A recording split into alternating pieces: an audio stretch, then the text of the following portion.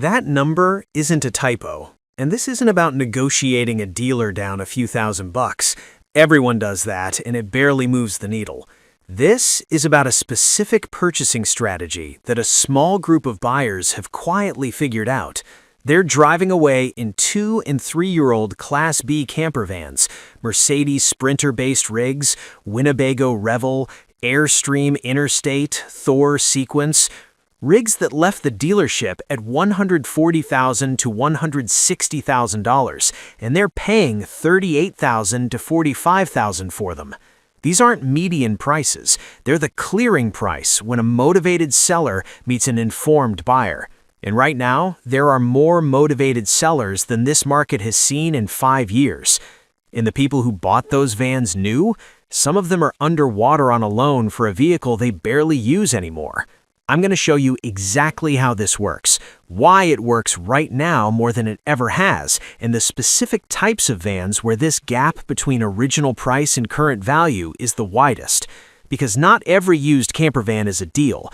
Some of them are traps, and by the end of this video, you'll know the difference. Why the math is so broken, and who pays for it. Let's start with the uncomfortable truth that the RV industry does not want you thinking about. A brand new Class B campervan, your Sprinter-based Airstream, your Winnebago Revel, your Thor Scope, depreciates at a rate that should make your stomach turn. We're talking 25 to 35% in the first 2 years. On a $150,000 vehicle, that's $37,000 to $52,000 in lost value before you've done your second oil change. Now compare that to a normal vehicle. A new pickup truck might lose 20% in year 1. A Toyota Camry might lose 10 to 15%. Campervans lose double that, minimum. And that gap isn't an accident, it's structural, meaning it's baked into the market. It's not an anomaly, it's the rule. Here's why. When the pandemic hit, campervan sales went insane. Manufacturers couldn't keep up.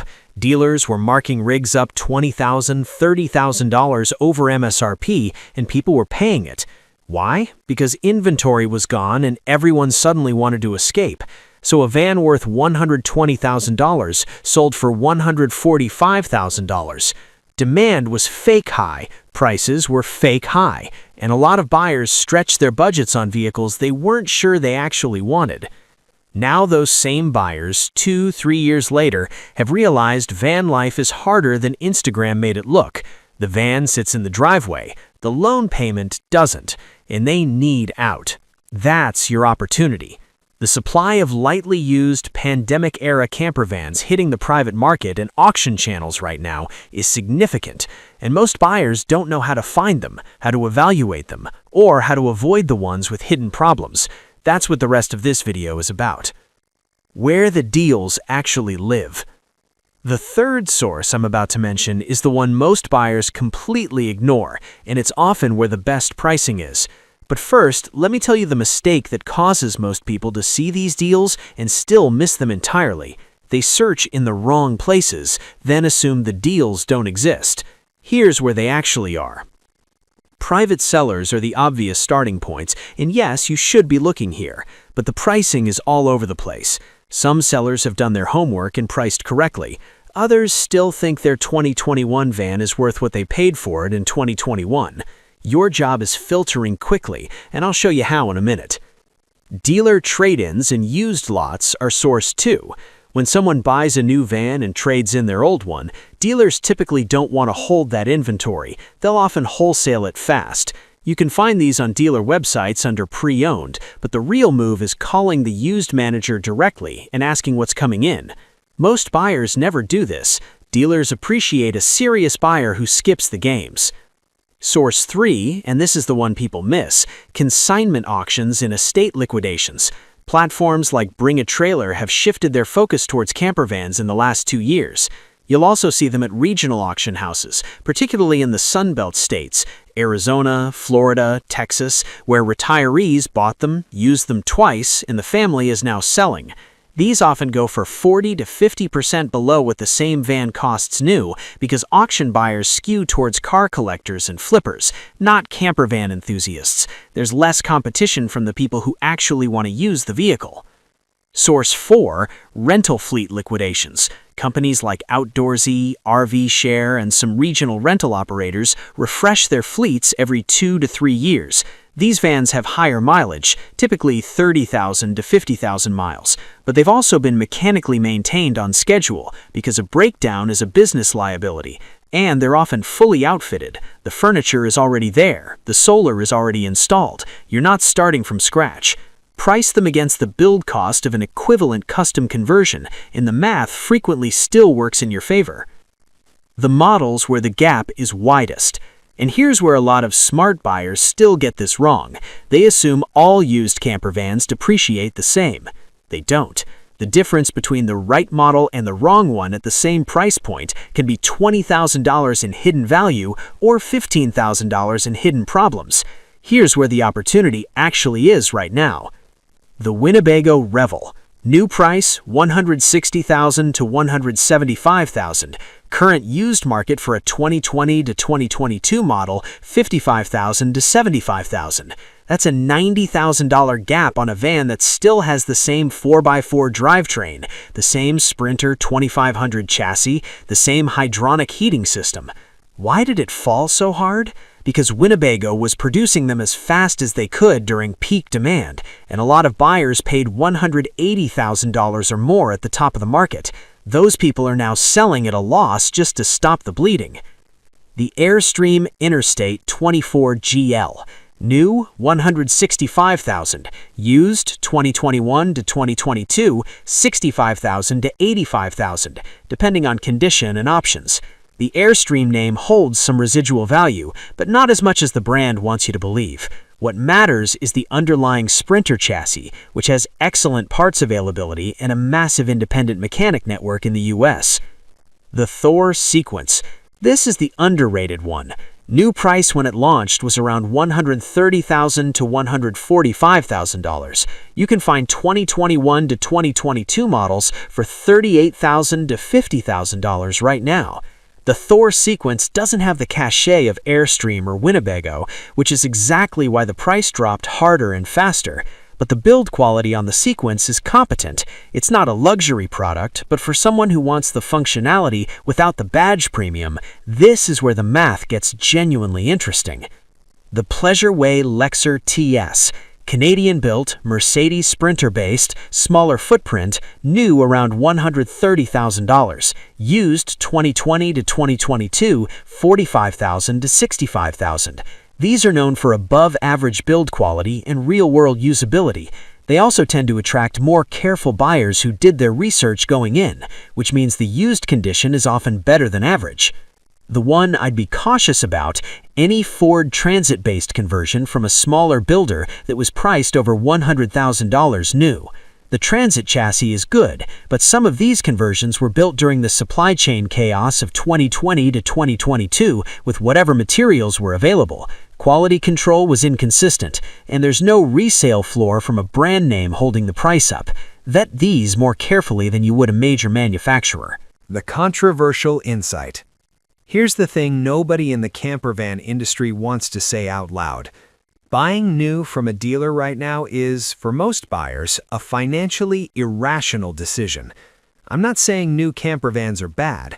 I'm saying the value proposition has collapsed to a point where you have to really genuinely love the idea of being the first owner to justify the premium.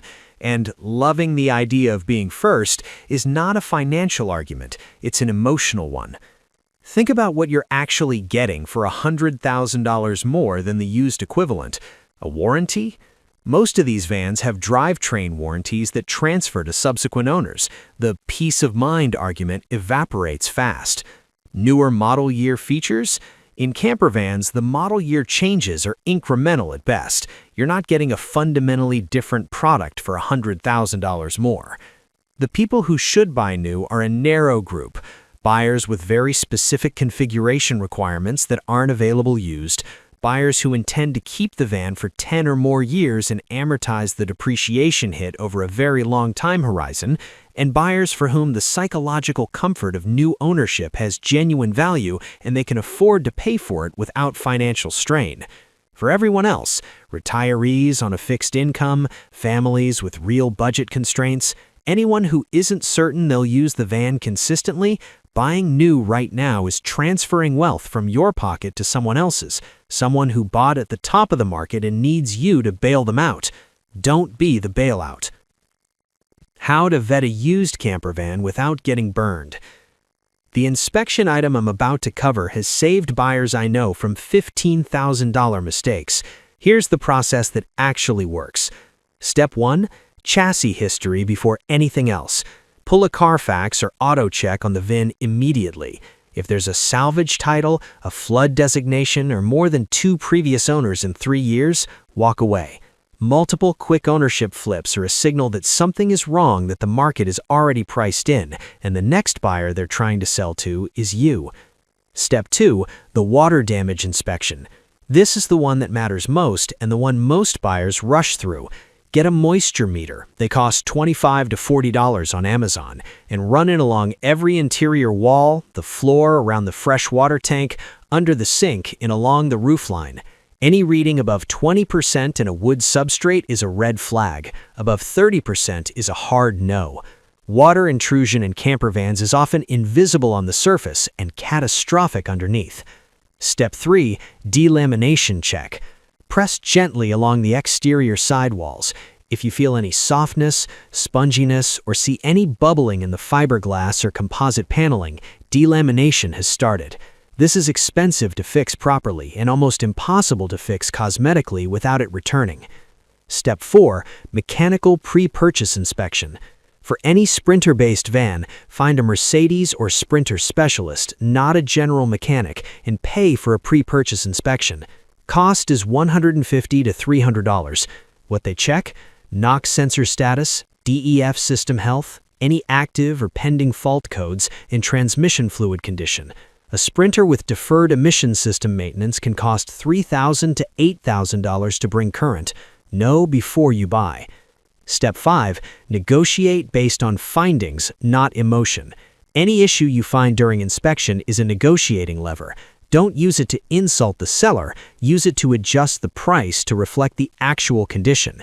A van with a $2,000 moisture issue isn't worth $2,000 less. It's worth $4,000 to $5,000 less because of the time, hassle, and uncertainty of the repair. Price in the friction, not just the fix. Who should buy? Who should avoid? Let me be direct with you, because this is where a lot of content gets vague. This strategy works best for retirees who know they want to spend 60 to 120 days per year on the road, have the cash or home equity to buy without stretching a loan, and have the patience to search for the right unit over 2 to 3 months rather than buying the first thing they find. The math is overwhelmingly in your favor. Time and flexibility are your assets. It works for families who want to test van life before committing fully. Buy used at $40,000, use it for 2 years, sell it for $38,000 to $39,000. You've essentially rented a camper van for $2,000 to $5,000 per year with full ownership benefits. That's not possible with a new purchase. It works for full-time van lifers who understand that the van is a tool, not a status symbol. Lower entry cost means lower financial stress, which means you can actually live this way without the loan payment eating your freedom. This strategy is harder for buyers who need specific accessibility features that only come in newer builds. It's harder for buyers purchasing through a business structure where the depreciation write-off on a new vehicle has genuine tax value. And it's harder for buyers who will genuinely use the van less than 30 days per year. At that usage level, the total cost of ownership math shifts, and a rental strategy may serve you better than ownership at any price. The bottom line? Here's my honest opinion, and I'll stand behind it. The single biggest financial mistake I see in the campervan buyer community right now is people walking into dealerships, seeing a shiny new $155,000 van and signing a loan because they're emotionally ready to start this chapter of their life, and they don't want to wait. The patience to wait 2 to 3 months for the right used unit and the discipline to vet it properly when you find it is worth $60,000 to $90,000 in your pocket, not hypothetically, actually. The vans exist, the sellers are motivated, the market is tilted in the buyer's favor in a way it hasn't been in 5 years. The only question is whether you're going to use that advantage or hand it to the next person who does their homework while you pay full price for the privilege of being first. One question before you go, and I want a real answer in the comments. Would you buy a lightly used $45,000 campervan today or wait another year hoping prices fall further? Tell me which side you're on and why. There's no wrong answer, but the reasoning matters. And if you want the full breakdown on which Sprinter-based models hold up mechanically after 50,000 miles, that video is already up. Watch it before you pull the trigger on anything.